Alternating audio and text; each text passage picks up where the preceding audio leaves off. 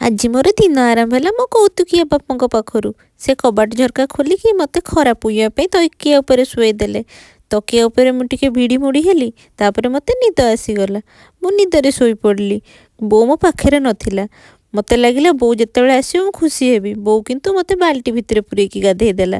ଦେଖୁନାହାନ୍ତି, ମୋର ଏତେ ସବୁ ବାଥ୍ ଟବ୍ ଅଛି, କିନ୍ତୁ ମୋ ବୋଉ ଜଲ୍ଦି ଜଲ୍ଦି ହେବ ବୋଲି ମୋତେ ବାଲ୍ଟି ଭିତରେ ଗାଧେଇ ଦେଲା।